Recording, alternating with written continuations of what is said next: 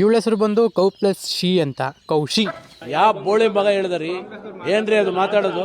ಏನ್ ಮಾತಾಡ್ತಾರ್ರಿ? ಯಾವನ್ರಿ ಅವನು? ನಮಸ್ಕಾರ ಗುರು, ನಾನು ನಿಮ್ಮ ಎಲ್ಲರ ಪರಮಾತ್ಮ. ಬೆಳಗ್ಗೆ ಬೇಗ ಎದ್ದು 8 ಗಂಟೆ 9 ಗಂಟೆಗೆಲ್ಲ ಮುಖ ತೊಳೆದ್ರೆ ನಾನು ಮಾತ್ರ ಎದ್ದೇಳೋದೆ 10 ಗಂಟೆ.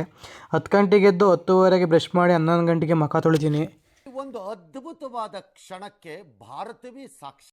ಆಮೇಲೆ ಅಲ್ಲಿಂದ ಸೀದಾ ಕನ್ನಡಿ ಮುಂದೆ ಬಂದು ಪೋಸ್ ಕೊಟ್ಟು ಹೀರೋ ಥರ ನನಗೆ ನಾನೇ ಫೀಲ್ ಮಾಡ್ತೀನಿ. ಅದೆಲ್ಲ ಆದಮೇಲೆ ಸ್ವಲ್ಪ ಹೊತ್ತು ಮಲ್ಕೊಳ್ಳೋಣ ಅಂತ ಮಲ್ಕೊಂಡ್ರೆ 4 ಗಂಟೆಗೆ ಎಚ್ಚರಿಕೆಬಿಡೋಣ.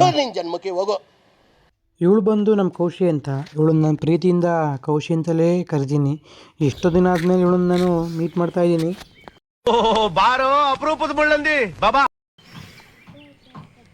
ಎಷ್ಟೋ ದಿನ ಆದಮೇಲೆ ಮೀಟ್ ಮಾಡ್ತಿದ್ದೀನಿ ಇವಳನ್ನ. ಮೀಟ್ ಮಾಡಿ ಹಾಗೆ ಸ್ವಲ್ಪ ಹೊತ್ತು ಹಾಲು ಕರಿತಾ ಇದ್ದೆ. ನಮ್ಮ ಕೌಶಿ ಮೊದಲೆಲ್ಲ ಹಾಲು ಕೊಡ್ಬೇಕಾದ್ರೆ ಒದೆ ಹೇಳು, ಆದರೆ ಇವಾಗ ಹಾಲು ಕೊಡ್ಬೇಕಾದ್ರೆ ಆ ಥರ ಎಲ್ಲ ಒದೆಯಲ್ಲ. ನಮ್ಮ ಕೌಶಿ ಬರ್ತಾ ಫುಲ್ ಚೇಂಜ್ ಆಗಿಬಿಟ್ಟವಳೆ. ನಾವು ಹಾಲು ಕರಿತಾ ಇದ್ರು ಏನೂ ಆ್ಯಕ್ಷನ್ ಮಾಡದೆ ಸುಮ್ಮನೆ ನಿಂತಿದ್ದ ಜಾಗದಲ್ಲೇ ಸುಮ್ಮನೆ ನಿಂತ್ಕೊಂತ.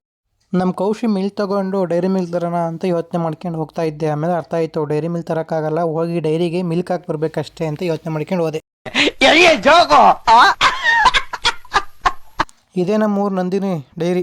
ಈ ಡೈರಿ ಹತ್ರ ಹೋದೆ. ಡೈರಿ ಹತ್ರ ಎಲ್ಲ ಕ್ಯೂವಲ್ಲಿ ನಿಂತಿದ್ರು. ನಾನು ಕ್ಯೂವಲ್ಲಿ ನಿಂತ್ಕೊಂಡು ಹಾಲಾಕಿ ಚೀಟಿ ಕೊಟ್ಟರು. ಚೀಟಿ ತಂದು ಮನೆಗೆ ಬಂದೆ ಅಷ್ಟೇ.